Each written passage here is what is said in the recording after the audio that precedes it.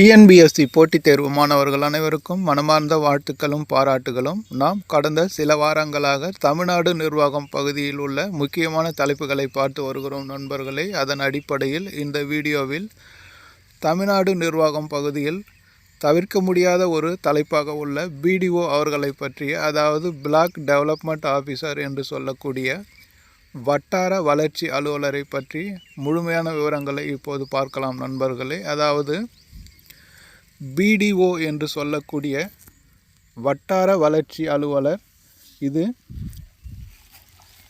ஒரு வட்டாரத்தில் உள்ள முக்கியமான ஒரு அலுவலகமாகும். அதாவது இது மாவட்டங்களுக்கு ஏற்ப இது பெயர் மாறுபடுகிறது. சில மாவட்டங்களில் யூனியன் ஆஃபீஸ் என்றும், சில மாவட்டங்களில் பஞ்சாயத்து ஆஃபீஸ் என்றும், சில மாவட்டங்களில் தாலுகா ஆஃபீஸ் என்றும் அழைக்கப்படுகிறது நண்பர்களே. ஆனால் இது பொதுவான பெயர் பிடிஓ என்று சொல்லக்கூடிய வட்டார வளர்ச்சி அலுவலகமாகும். அதில் உள்ள பிடிஓ அவர்களை பற்றிய, அதாவது வட்டார வளர்ச்சி அலுவலரை பற்றிய முழுமையான விவரங்களை இப்போது பார்த்து விடலாம் நண்பர்களே. அதற்கு முன்பாக ஒருவர் பிடிஓவாக, அதாவது வட்டார வளர்ச்சி அதிகாரியாக எப்படி பணி நியமனம் பெற முடியும் என்பதை பார்த்து விடுவோம் நண்பர்களே. அதாவது போட்டித் தேர்வு மாணவர்களுக்கு நிறைய பேருடைய கனவாக கூட அது இருக்கலாம். அதாவது நாமும் எப்படியாவது பிடிஓ வட்டார வளர்ச்சி அலுவலராக வேண்டும் என்று நினைத்திருப்பீர்கள். அதை எந்தெந்த வழிமுறைகளில் பெற முடியும் என்பதை பார்த்து விடலாம் நண்பர்களே. முதலாவதாக, இந்த பதவியானது நேரடி எழுத்து தேர்வு மூலம் பெற முடியாத நண்பர்களே, பதவி உயர்வின் மூலம் மட்டுமே பெற முடியும். அதாவது பிடிஓ என்று சொல்லக்கூடிய பிளாக் டெவலப்மெண்ட் ஆஃபீஸர், அதாவது வட்டார வளர்ச்சி அலுவலர் பதவியானது பதவி உயர்வின் மூலம் மட்டுமே பெற முடியும் நண்பர்களே. நேரடி எழுத்து தேர்வின் மூலம் பெற முடியாது. அதில் முதல் வழிமுறை, டிஎன்பிசியால் நடத்தப்படக்கூடிய குரூப் 4 தேர்வின் மூலம் நீங்கள் தேர்ச்சி பெற்று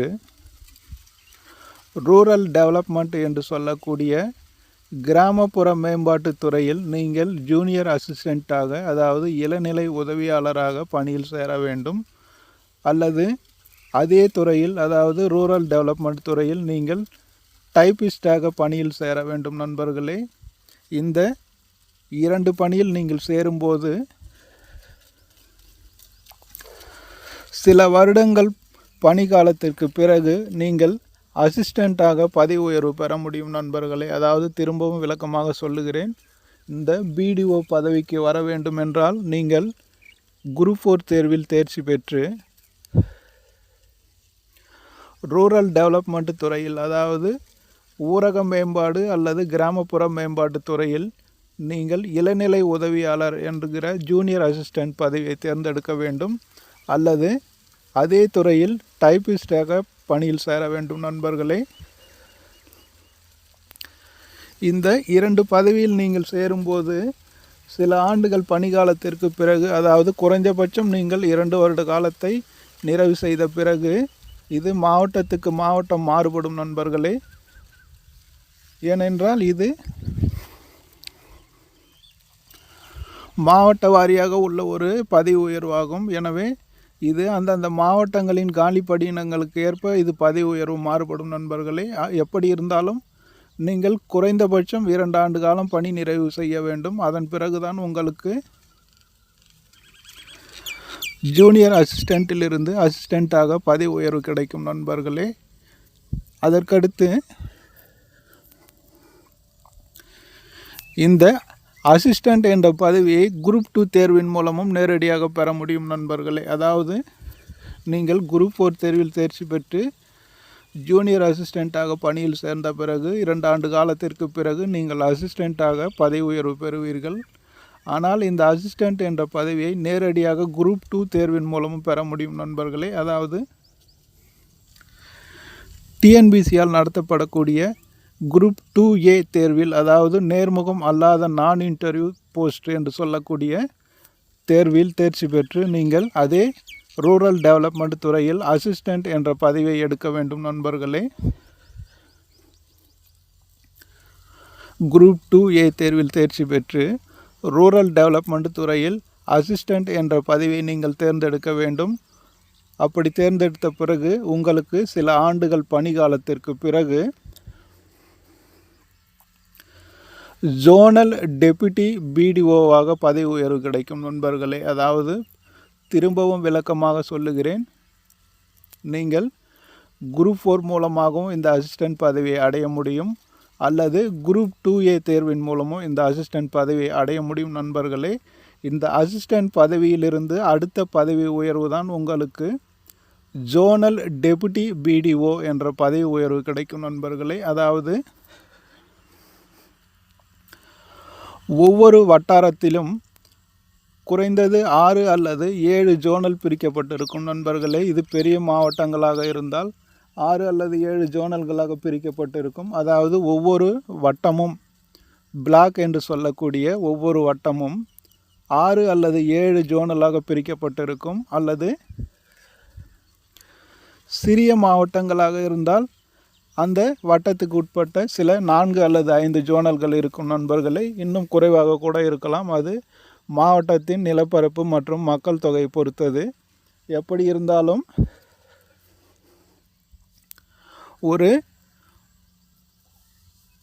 ஒரு வட்டார வளர்ச்சி அலுவலகத்தில் குறைந்தது 4 அல்லது 5 ஜோனல் இருக்கும் நண்பர்களே. அதற்கு ஒவ்வொரு ஜோனல் டெபுட்டி பிடிஓ அவர்கள் அதிகாரியாக செயல்படுவார்கள் நண்பர்களே. அதற்கடுத்து உதாரணத்துக்கு ஒரு பெரிய மாவட்டமாக எடுத்துக்கொண்டால் அந்த வட்டாரத்தில் 7 ஜோனல் டெபுட்டி பிடிஓக்கள் இருப்பார்கள் நண்பர்களே. அதாவது உதவி வட்டார வளர்ச்சி அலுவலர்கள் இருப்பார்கள். அதே நிலையில் இன்னொரு உதவி வட்டார வளர்ச்சி அலுவலர் அந்த வட்டார வளர்ச்சி அலுவலகத்திலேயே பணியில் இருப்பார் நண்பர்களே. அவர் பெயர் தான் மேனேஜர் என்று சொல்லக்கூடிய மேலாளராக இருப்பார்.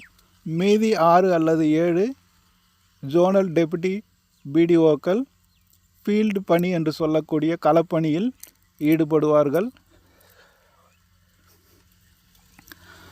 அதாவது உங்களுக்கு இன்னும் புரியும்படி சொல்ல வேண்டுமானால், நீங்கள் அசிஸ்டன்ட் பதவியிலிருந்து சில ஆண்டுகளுக்கு பிறகு அடுத்த பதவி உயர்வு உங்களுக்கு ஜோனல் டெபுட்டி பிடிஓவாக கிடைக்கும். அப்படி கிடைக்கும்போது நீங்கள் அந்த வட்டாரத்துக்கு உட்பட்ட ஏதேனும் ஒரு ஜோனல் பகுதிக்கு களப்பணி அதிகாரியாக நியமிக்கப்படுவீர்கள் நண்பர்களே. அதாவது ஃபீல்டு ஆஃபீஸர் என்று சொல்லக்கூடிய அதிகாரியாக நியமிக்கப்படுவீர்கள்.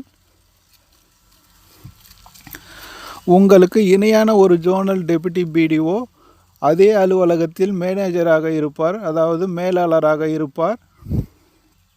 அந்த மேலாளர் என்று சொல்லக்கூடிய பதவிதான் நண்பர்களே பிடிஓ என்று அழைக்கக்கூடிய வட்டார வளர்ச்சி அலுவலராகும். அந்த வட்டார வளர்ச்சி அலுவலருக்கு கீழே தான் இந்த ஜோனல் டெபுட்டி பிடிஓக்கள் பணியில் இருப்பார்கள். உங்களுக்கு இன்னும் சுருக்கமாக சொல்ல வேண்டுமானால், நீங்கள்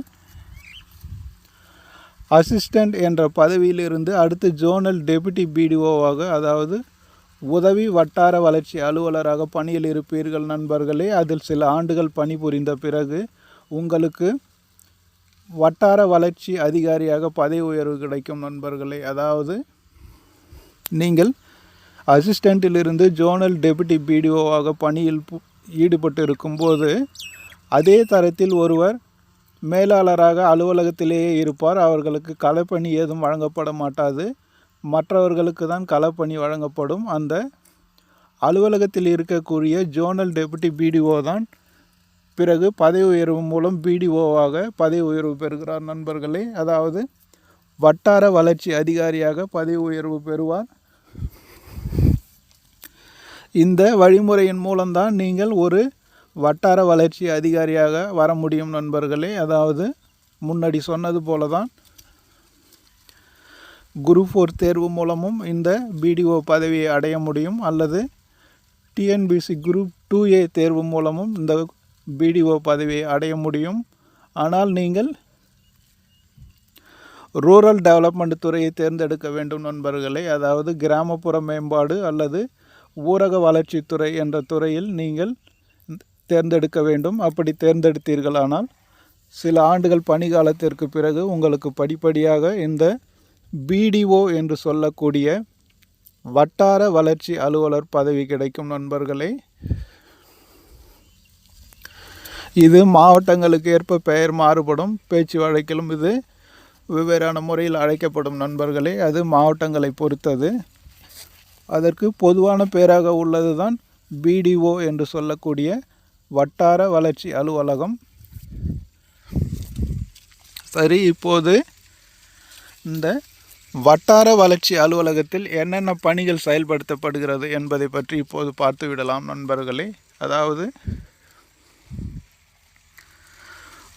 நாம் ஏற்கனவே சொன்னது போல தான் தமிழ்நாடு மாநிலமானது நிர்வாக வசதிக்காக பல மாவட்டங்களாக பிரிக்கப்பட்டுள்ளது. அந்த மாவட்டங்கள் மேலும் நிர்வாக வசதிக்காக தாலுகாவாக பிரிக்கப்பட்டுள்ளது நண்பர்களே. மீண்டும் நிர்வாக வசதிக்காகத்தான் இது வட்டார அளவில் பிரிக்கப்பட்டுள்ளது. அதாவது பிளாக் டெவலப்மெண்ட் ஆஃபீஸர் என்று சொல்லக்கூடிய வட்டார வளர்ச்சி அதிகாரியின் கீழ் வரும்படி இது வட்டார அளவில் பிரிக்கப்பட்டுள்ளது நண்பர்களே. அதாவது சில மாவட்டங்களில் இது யூனியன் அலுவலகம் என்றும் அழைக்கப்படும், அல்லது பஞ்சாயத்து அலுவலகம் என்றும் அழைக்கப்படும். அப்படி நிர்வாக வசதிக்காக இது வட்டார அளவில் பிரிக்கப்படுகிறது. இதனுடைய தலைமை அதிகாரி தான் பிடிஓவாக செயல்படுகிறார். அதற்கு கீழ் உள்ள 5 அல்லது 6 ஜோனல் டெபுட்டி பிடிஓக்கள் தான் களப்பணியில் ஈடுபடுகிறார்கள் நண்பர்களே. அந்த பணியினுடைய விவரங்களை இப்போது பார்க்கலாம். முதலாவதாக தமிழ்நாடு அரசாங்கத்தால் செயல்படுத்தக்கூடிய பசுமை வீடு திட்டம் என்கிற திட்டத்தை செயல்படுத்துவதற்கு முக்கிய பொறுப்பு அலுவலகமாக தான் இந்த பிடிஓ அலுவலகம் இருக்கிறது நண்பர்களே. அதாவது அரசாங்கத்தால் அறிவிக்கப்பட்ட பசுமை வீடு திட்டமானது இந்த பிடிஓ அலுவலகம் மூலமாகத்தான் செயல்படுத்தப்படுகிறது. அதற்கடுத்து ஒரு குடும்பத்தில் 2 பெண் குழந்தைகள் மட்டுமே இருந்தால் அதற்கு உதவித்தொகை வழங்குவதற்கும் பெறுவதற்கும் இந்த அலுவலகத்தில் பதிவு செய்து முறையாக பெற்றுக்கொள்ளலாம் நண்பர்களே. அதுக்கும் இந்த பிடிஓ அலுவலகம் தான் துணை புரிகிறது. அதற்கடுத்து தமிழக அரசால் செயல்படுத்தப்பட்ட பெண்களுக்கான திருமண நிதியுதவி திட்டம், அதாவது உங்களுக்கு இன்னும் தெளிவாக சொல்ல வேண்டுமானால் தாலிக்கு தங்கம் வழங்கும் திட்டம் என்று சொல்லக்கூடிய பெண்களுக்கு திருமண உதவி வழங்கக்கூடிய திட்டமானதும் இந்த பிடிஓ அலுவலகத்தின் மூலம்தான் செயல்படுத்தப்படுகிறது நண்பர்களே. அதாவது வட்டார வளர்ச்சி அலுவலகத்தின் மூலம்தான் பெண்களுக்கான திருமண நிதியுதவி திட்டம் செயல்படுத்தப்படுகிறது. அதற்கடுத்து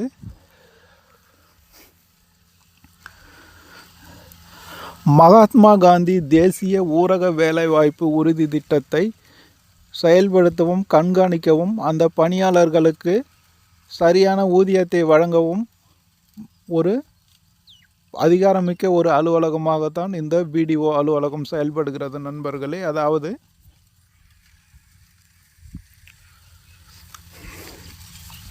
உங்களுக்கு இன்னும் புரியும்படி சொல்ல வேண்டுமானால்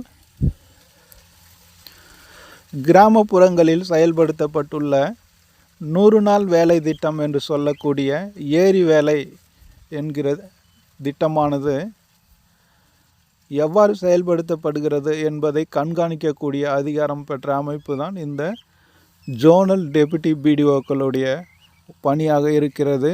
அதை செயல்படுத்தவும் அந்த பணியாளர்களுக்கு முறையான ஊதியம் வழங்கவும் பொறுப்புள்ள ஒரு அமைப்பு தான் இந்த வட்டார வளர்ச்சி அலுவலகம். அப்படி இந்த 100 நாள் வேலை திட்டம் என்று சொல்லக்கூடிய ஏரி வேலையானது செயல்படுத்தப்படும் போது மேற்பார்வை அதிகாரியாக வரக்கூடிய அதிகாரிகள் தான் இந்த ஜோனல் டெபுட்டி பிடிஓக்கள் என்று சொல்லக்கூடிய துணை வட்டார வளர்ச்சி அலுவலர்கள் நண்பர்களே. அதாவது இந்த மகாத்மா காந்தி தேசிய ஊரக வேலைவாய்ப்பு திட்டமானது 2006ஆம் ஆண்டு மத்திய அரசால் தொடங்கப்பட்டது. அதாவது அப்போதைய காங்கிரஸ் ஆட்சி காலத்தில் மன்மோகன் சிங் நிதி அமைச்சராக இருந்தபோது இந்த திட்டமானது தொடங்கப்பட்டது நண்பர்களே. இது சராசரியாக ஆண்டுக்கு 100 நாட்கள் தகுதியுடைய குடும்பங்களுக்கு வழங்க வேண்டிய சூழ்நிலையில் இருந்தது. அதன் அடிப்படையில் தொடர்ந்து இப்போதும் செயல்பட்டு வருகிறது. இந்த 100 நாள் வேலை திட்டம் என்று சொல்லக்கூடிய ஏரி வேலையை மேற்பார்வை செய்யவும் கண்காணிக்கக்கூடிய அதிகாரமும் இந்த ஜோனல் டெபுட்டி பிடிஓக்களுக்கு உள்ளது நண்பர்களே. அதற்கு தகுதியான பணியாளர்களுக்கு ஊதியம் வழங்குவதற்கும் இந்த பிடிஓ அலுவலகம்தான் பொறுப்பாக இருக்கிறது. இவ்வாறாக அந்த வட்டாரத்துக்கு உட்பட்ட அனைத்து வளர்ச்சி பணிகளுக்கும் முக்கியமாக ஒரு அலுவலகமாகத்தான் இந்த பிடிஓ அலுவலகம் இருக்கிறது நண்பர்களே. அதாவது பிளாக் டெவலப்மெண்ட் ஆஃபீஸர் என்று சொல்லக்கூடிய வட்டார வளர்ச்சி அதிகாரி தான் இதற்கு முழு முதல் பொறுப்பேற்கிறார். அவருடைய வட்டத்திற்கு உட்பட்ட அனைத்து வளர்ச்சி பணிகளுக்கும் இந்த வட்டார வளர்ச்சி அலுவலகம்தான் செயல்படுத்தப்படுகிறது. இவ்வளவு பொறுப்பும் அதிகாரமும் மிக்க பதவி தான் இந்த பிடிஓ பதவி நண்பர்களே. இந்த பதவியும் நீங்கள் எளிதாக அடையலாம் நண்பர்களே. மேற்சொன்ன வழிமுறையை நீங்கள் பின்பற்ற வேண்டும். அதாவது குரூப் 4 தேர்வில் ரூரல் டெவலப்மெண்ட்டில் ஜூனியர் அசிஸ்டண்ட்டாக சேர வேண்டும். அதற்கடுத்து குரூப் 2A தேர்வில் நீங்கள் நேரடியாக அசிஸ்டண்ட்டாக சேரலாம். படிப்படியாக பதவி உயர்வுக்கு பிறகு நீங்கள் இந்த பிடிஓ என்று சொல்லக்கூடிய வட்டார வளர்ச்சி அலுவலர் பதவியை எளிதில் அடையலாம் நண்பர்களே. இந்த பதிவோடு தமிழ்நாடு நிர்வாகமான தலைப்பானது முடிவுக்கு வருகிறது நண்பர்களே. அதற்கடுத்து இந்தியன் பாலிட்டி என்று சொல்லக்கூடிய இந்திய அரசியலமைப்பு பகுதியிலிருந்து பாடத்திட்டங்கள் தொடங்க இருக்கிறது நண்பர்களே. தொடர்ந்து பயணித்து வாருங்கள். நீங்கள் அனைவரும் போட்டித் தேர்வில் வெற்றி பெற்று அரசாங்க அதிகாரியாக வேண்டும் என்று மனமாற வாழ்த்துகிறேன் நண்பர்களே. அடுத்து வரும் வீடியோவில் சந்திக்கலாம். நன்றி நண்பர்களே.